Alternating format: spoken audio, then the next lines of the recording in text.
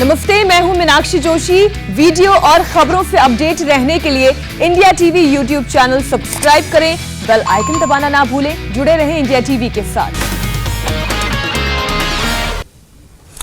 देश में कोरोना का कहर बढ़ता ही जा रहा है, लेकिन केंद्र सरकार लॉकडाउन लगाने के मूड में नहीं है। प्रधानमंत्री मोदी ने कल टॉप डॉक्टर्स की मेडिकल सलाह सुनी। डॉक्टर्स ने जो जानकारी प्रधानमंत्री को दी है, उसकी एक एक डिटेल पर हमने ये रिपोर्ट तैयार की है। हिंदुस्तान के टॉप डॉक्टर्स, देश के कोने कोने से मेडिकल एक्सपर्ट के साथ प्रधानमंत्री मोदी ने लंबी मीटिंग की। कोरोना 2 के अटैक से मेडिकल सिस्टम कितना क्रैश हुआ, कहां पर किस चीज की कितनी जरूरत है, हालात को काबू में करने के लिए मेडिकल सजेशंस क्या हैं, एक एक पॉइंट पर डिटेल में डिस्कशन हुआ। अगले 10 दिन देश के लिए बहुत अहम है। कोरोना को इस टाइम पीरियड में हर हाल में काबू करना होगा, और यह कैसे होगा, इसका ब्लूप्रिंट भी रेडी है। इस ब्लूप्रिंट में मेजर रोल डॉक्टर्स हैं, जिनकी एक एक बात को आपको ध्यान से सुनना चाहिए।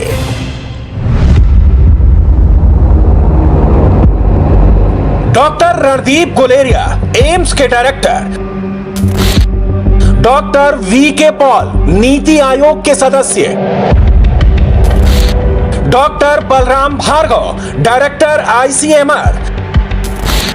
डॉक्टर वेद चतुर्वेदी, गंगाराम अस्पताल। डॉक्टर अशोक सेठ। अगर कोरोना हो जाए तो क्या करना चाहिए? अकेले रहते हैं और कोरोना हो जाए तो क्या करना चाहिए? रिपोर्ट पॉजिटिव है लेकिन आप एसिम्प्टोमेटिक हैं तो क्या करना चाहिए? ऑक्सीजन की कमी हो रही है तो घर में क्या कर सकते हैं? तुरंत दवाई का इंतजाम नहीं हो पा रहा है तो ऐसे में क्या करना है? ना अफवाह पर जाइए, ना किसी तरह का भ्रम पालिए, ना सोशल मीडिया की बातों पर ध्यान दीजिए। सीधे देश के टॉप डॉक्टर से जानिए कोरोना से कैसे मुकाबला करना है। हर सवाल का जवाब एक्सपर्ट की जुबानी। अपनी अपनी नोटबुक निकाल लीजिए, पॉइंट टू पॉइंट सॉल्यूशन लिख लीजिए, खुद भी अप्लाई करिए और दूसरों को भी सही और सटीक सलाह दीजिए। पिछले एक दिन में देश में 2,73,810 कोरोना मरीज मिले। इस दौरान 1,619 लोगों की जान भी गई। देश में कोरोना का ग्राफ तेजी से बढ़ रहा है।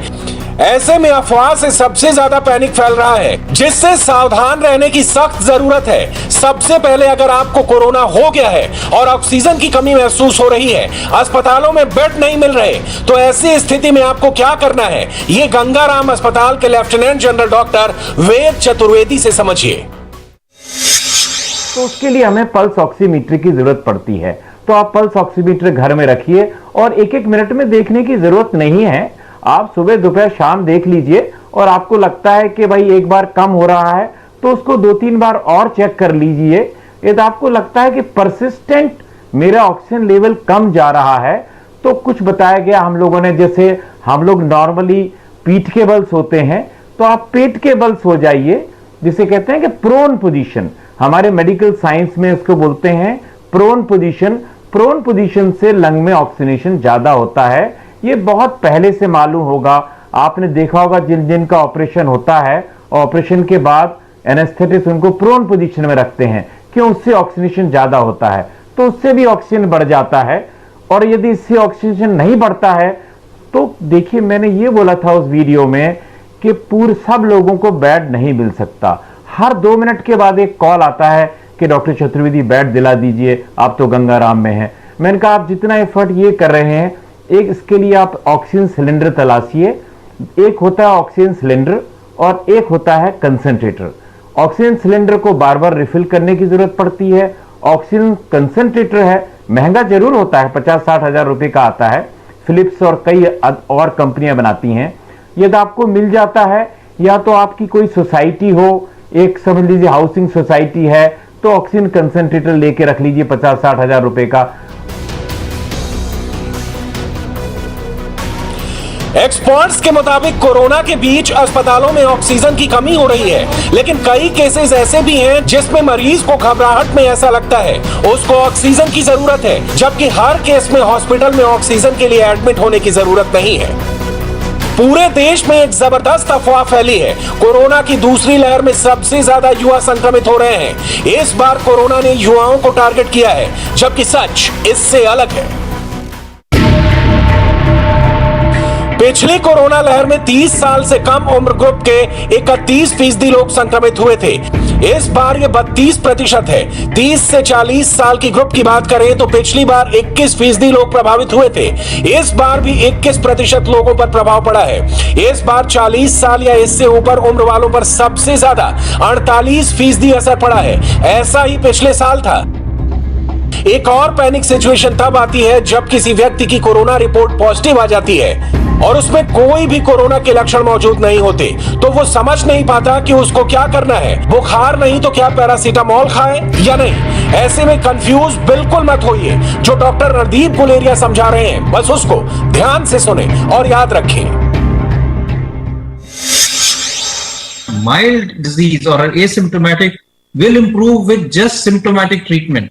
अगर हम उनको कोई दवाई नहीं देंगे वो तब भी ठीक हो जाएंगे। अगर आप यूके का डेटा देखो, यूरोप में ट्रीटमेंट स्ट्रैटेजी देखो, यूएस की ट्रीटमेंट स्ट्रैटेजी देखो, they give nothing for their patients except paracetamol, good hydration and multivitamin, and all of them have recovered without any treatment. Hydroxychloroquine. पिछले साल कोरोना की पहली लहर में यह नाम हिंदुस्तान से लेकर पूरी दुनिया में खूब गूंजा था, लेकिन क्या आपने कोरोना 2 में इसका कहीं जिक्र भी सुना? इस बार सबसे ज्यादा मांग में जो मेडिसिन है वो रेमडेसिविर है, जिसको हेलीकॉप्टर प्लेन से एक से दूसरी जगह पहुंचाया जा रहा है। इस दवाई की जबरदस्त डिमांड है और ब्लैक मार्केटिंग तक हो रही है। आनन फानन में कई जगह पर कोरोना मरीज को सीधे रेमडेसिविर इंजेक्शन दे दिया जा रहा है। रेमडेसिविर कितना कारगर है और इसकी गलत डोज कितनी खतरनाक हो सकती है, यह डॉक्टर रणदीप गुलेरिया से समझिए। दवाइयां भी जरूरी है और उनकी जो इंडिकेशन है और कब देना है वो भी बहुत जरूरी है समझना, क्योंकि अगर हम ठीक से नहीं देंगे तो वो ज्यादा नुकसान कर सकती है। इसलिए giving a cocktail of drugs on day 1 can kill your patient and be more harmful. तो let's look at drugs one by one. First जो हम ड्रग की बात करते हैं वो रेमडेसिविर। अगर हम पहला डेटा देखें जो NEJM में आर्टिकल पब्लिश हुआ था शुरू में चाइना से, it was a negative study. It did not show any benefit as far as remdesivir was concerned in COVID-19. उसके बाद एक दो studies आई जिन्होंने ये शो किया, they showed that it was not having any mortality benefit. It was only decreasing the hospital stay by a few days. Antibiotic लेना है उसी से रेमडेसिविर घर पे लगा देते हैं। पहले लोग जब फीवर हुआ तो इंजेक्शन घर पे लगा लिया, एंटीबायोटिक घर पे लगा ली तो अब ठीक हो जाएंगे। Remdesivir is not like that, so please don't look at it like in other antibiotic की। जब जैसे हमने घर में अमीकासिन का इंजेक्शन लगा लिया और हमें यूटीआई के लिए ठीक हो जाएंगे, उसी तरह से घर पे रेमडेसिविर लगा लेते हैं। उसकी इंडिकेशन बिल्कुल अलग है, उसके अपने साइड इफेक्ट्स हैं। इसलिए रेमडेसिविर जो है उन पेशेंट्स के लिए ही है जो हॉस्पिटल में एडमिटेड है, जिनकी सैचुरेशन कम हो रही है, and therefore it is required for hospitalized patients only. Remdesivir injection का इस्तेमाल अपने आप से बिल्कुल भी ना करें। और आपको बता दें, दुनिया में सबसे ज्यादा रेमडेसिविर इंजेक्शन का निर्माण भारत में होता है और रेमडेसिविर का प्रोडक्शन तिगुनी गति से बढ़ा दिया गया है। अब कहीं भी इसकी कमी नहीं होगी। थी तो कंपनी ने उसको कम किया था। आपको मालूम है कि उसको 27 लाख पर मंथ की वायल की प्रोडक्शन को बढ़ा दिया गया है। ऑलरेडी 40 की तरफ बढ़ रहे हैं बहुत तेज गति से, और फिर 76 तक भी ले जाएंगे, 76 लाख वायल्स की तरफ ले जाएंगे। एक्सपोर्ट बंद किया गया है, रैशनलाइज किया गया है डिस्ट्रीब्यूशन सिस्टम को। तो जो भी थोड़ा सा ऐसा लगा है कि रेमडेसिविर की उपलब्धता नीचे थोड़ी कम रही है, वो सब उसको एड्रेस किया जा रहा है, बहुत तेज गति से किया जा रहा है। और सारी कंपनीज, 7 कंपनीज हैं, उन्होंने मिलकर इसको रैंप अप करने का पूरा जिम्मा भी लिया है, कर भी रहे हैं, और day by day situation improve होगी। हमारी इतनी कैपेसिटी है कि पिछली बारी हम 100 देशों को रेमडेसिविर देते थे और देश में कोई भी कमी नहीं थी। तो इसका सुधार और सुचारू रूप से इसको आगे ले जा रहे हैं। हर मिनट, हर सेकंड कोरोना मरीजों की संख्या तेजी से बढ़ रही है। कोरोना आउट ऑफ कंट्रोल होने की सबसे बड़ी वजह लोगों की लापरवाही है, लेकिन फिर भी बहुत से लोग मास्क नहीं पहन रहे। आपको जानकारी दे दें, इस बार कोरोना हवा से ज्यादा फैल रहा है। मास्क पहनना बहुत बहुत बहुत जरूरी है। कि पहले भी मैसेजेस दिए गए हैं कि सबसे ज्यादा महत्व तो मास्क का आता है। ये आपकी प्रोटेक्शन है अपने लिए और आपसे दूसरे को ना हो उसके लिए, क्योंकि जो फ्लो होना है, चाहे ड्रॉपलेट से होना है, चाहे एरोसोल से होना है, वो उस वायरस के पार्टिकल को रोकने में ये मास्क हमें मदद करता है। इसी प्रकार जो पहले का मैसेज था कि दूरी बनाइए, 2 गज की दूरी बनाइए, वो आज भी लागू होती है। डिस्टेंस बढ़ेगा, वायरस को ज्यादा मुश्किल होगी। इससे पहले भी कहा गया था कि अगर आप बंद जगह पे हो तो खोलिए, खिड़कियां खोलिए, एयर कंडीशन जगह हो, बंद हो, उससे बच के रहिए। ये एक सावधानी हमें बरतनी है। एरोसोल में उसका इंपॉर्टेंस बढ़ जाता है। तो इस तरह से अगर सोचे, और हाइजीन की बात, हाथ में लगेगा, एक से दूसरे को लगेगा, साफ रहेंगे, बचाव होता है। वो सारे मैसेजेस जो हैं इन प्रिंसिपल वैलिड हैं। साइंस हमें आगे बताती है, सूझबूझ जो भी उससे आती है हमें समझ आएगी, उसको भी सामने प्रस्तुत किया जाता है। लेकिन मास्क का महत्व और ड्यूटी का महत्व बहुत और भी बढ़ गया है। और इस पेंडेमिक में जिस तरह से केसेस बढ़ रहे हैं, उसको अगर हम एक ही बारी में, अगर हम कल से रोकना चाहते हैं, आज से रोकना चाहते हैं, तो मास्क को अपनाएंगे, दूरी बढ़ाएंगे। महाराष्ट्र पहले ही 15 दिन का लॉकडाउन लगा चुका है। दिल्ली ने भी छोटे लॉकडाउन की घोषणा कर दी है। इलाहाबाद हाईकोर्ट ने भी उत्तर प्रदेश में लॉकडाउन लगाने को कहा है। जिस तरह से कोरोना आउटब्रेक हुआ है, मेडिकल सिस्टम को बरकरार रखना चैलेंज बन गया है। दुनिया के कई शहर ऐसे हैं, बड़े बड़े देशों के, विकसित देशों के शहर, जहां 6000 केस आए तो उनका पूरा हेल्थ सिस्टम चरमरा गया, कोलैप्स कर गया। दिल्ली में 8500 केस आए पिछली बार तीसरी वेव में, तब भी हमारा सिस्टम कोलैप्स नहीं किया। उल्टे हमने और ज़्यादा अपनी तैयारियां शुरू कर दी। अब दिल्ली का हेल्थ सिस्टम अपनी सीमा तक पहुंच गया है। हमारा हेल्थ सिस्टम अब बहुत ज़्यादा तनाव में है।